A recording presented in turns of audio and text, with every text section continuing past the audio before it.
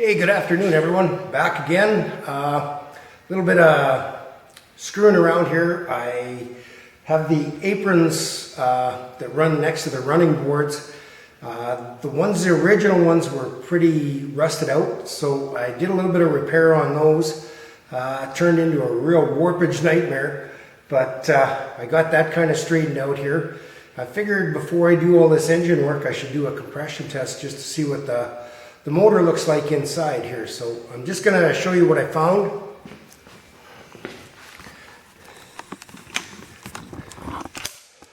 I got spark plugs all out, ready to go here. Put some glasses on so I can see what I'm doing. So this is the apron that I had to replace the inside edge. I still got some hammering to do to get her straightened out. But these spark plugs, camera gonna focus here. Let's see if we can get her to, you can see the, not even sure how this thing ran the way it did. Carboned up really, really bad. There's only one on the right bank that didn't have a bridge of carbon, and that's number 2. So I got my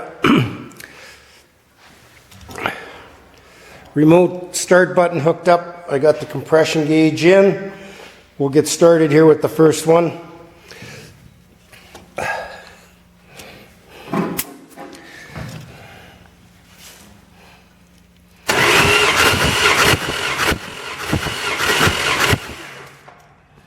Okay, sitting at about 120 on that one. Set you down here. Break this down. So this motor has basically been sitting, other than a couple starts, for about 6 years. So I'm hoping I don't have broken piston rings and stuff inside. Wouldn't make me too happy. We'll just go to the number 4.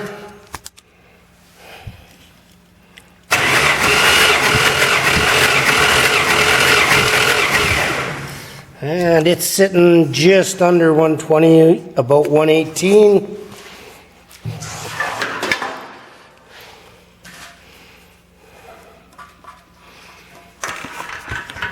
Switch holes here again.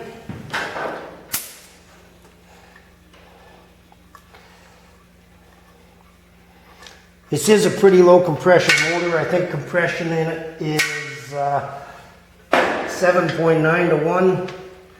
It's probably not going to have a whole bunch of compression. I'm thinking my cam's going to bump that up for me a little bit. Here's number 6.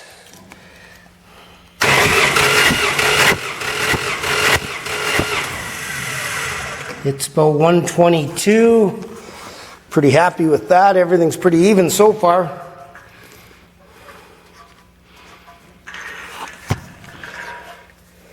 Go to the next one. Number 8.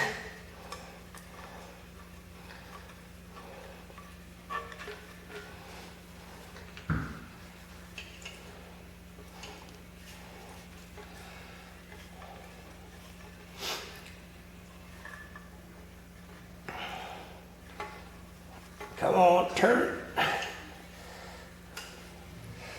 See what number 8 brings us.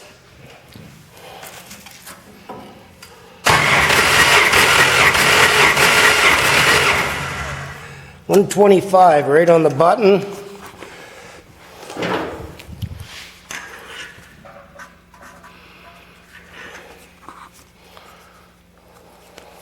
Okay. We just pull this compression gauge out. We'll head to the other side.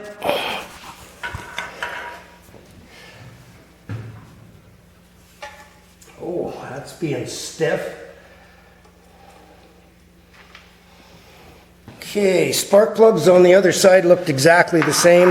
There was 3 of them were really badly carboned up.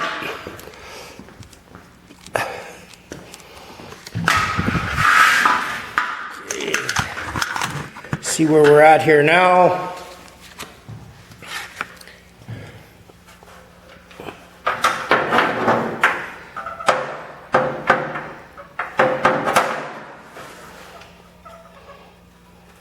Get the gauge to screw in.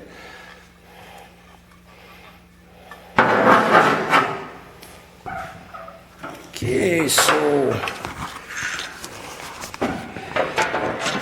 number 1 cylinder, 125 right on the button.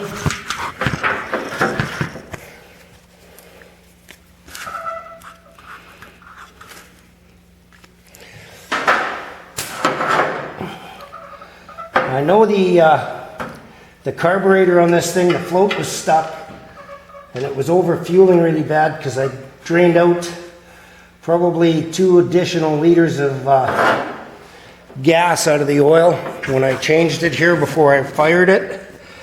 Goes number 3, 125 right on the button.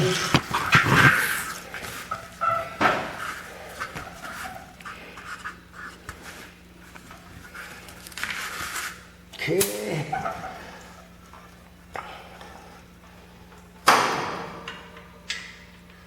Number 5.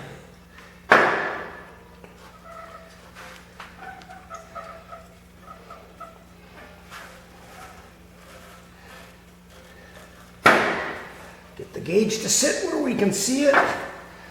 Okay, here goes number 5.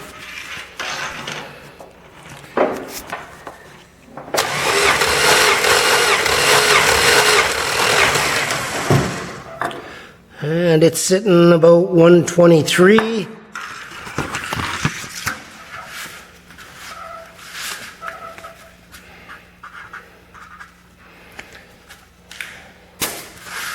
Finally, number 8, or sorry, number 7.